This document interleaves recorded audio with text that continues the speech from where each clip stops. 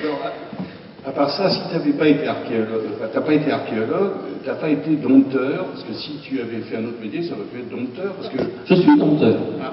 Oui, être metteur en scène, c'est être dompteur d'acteurs. Oui, les dompteurs de Patrick Devers, on parlera des acteurs tout à l'heure.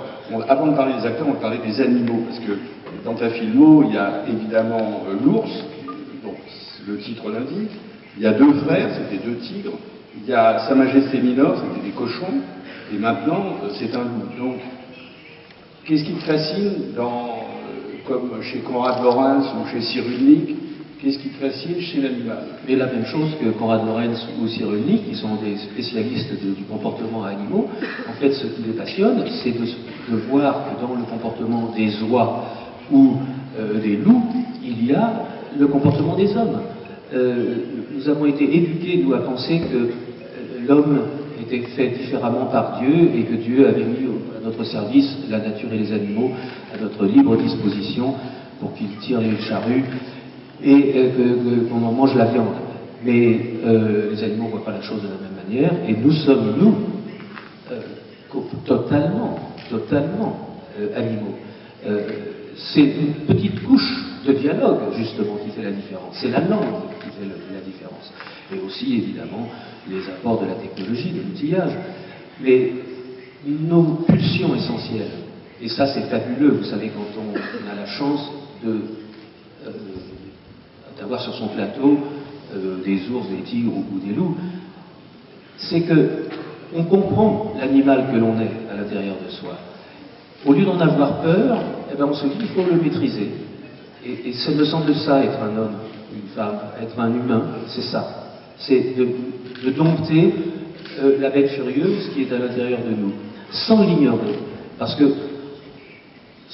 encore une fois, c'est pour ça que j'aime, une fois de temps en temps, comprends-moi bien, une fois de temps en temps, travailler avec des animaux, avec l'instinct des animaux, parce que ça m'aide à mieux travailler avec les acteurs humains.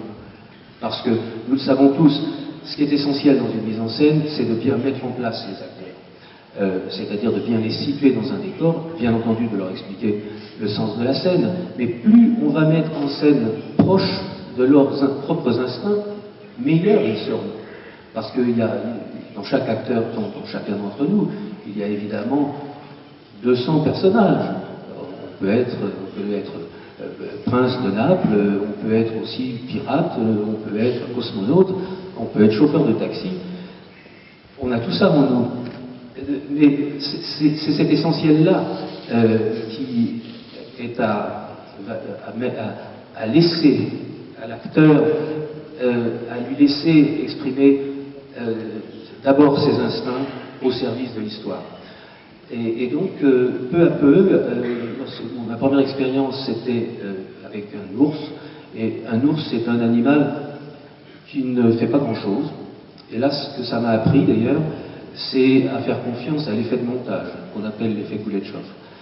C'est-à-dire que ce n'est pas tellement l'expression de l'acteur qui est importante, c'est la situation dans laquelle il se trouve. Un ours content, voilà ce que ça fait ça. Un ours pas content, ça fait ça. Donc, vous êtes dans un effet de contre-champ. S'il voit un petit ours charmant, on va comprendre que cette expression est une expression de compassion et d'amitié. S'il se trouve face à des chasseurs, on comprend que c'est une expression de crainte et de désir de vengeance. Donc c'est la projection du spectateur.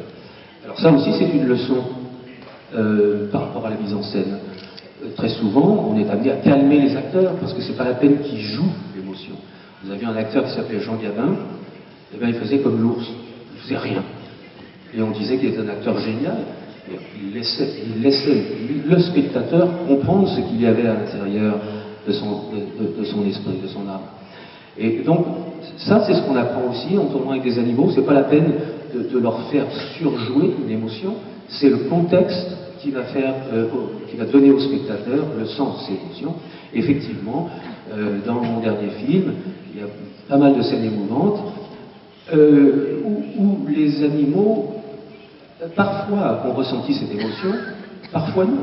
Mais ça, c'est comme tous les acteurs sur un plateau. Sean Connery me disait tout le temps, moi c'est pas la peine que je sois ému. Ce qui est important, c'est que le public soit ému.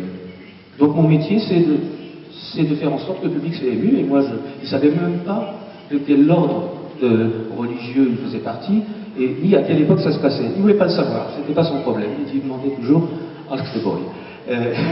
Donc, ce que je vous dis là, c'est pour vous dire que je ne fais pas une énorme différence entre diriger un bébé humain ou diriger un loup.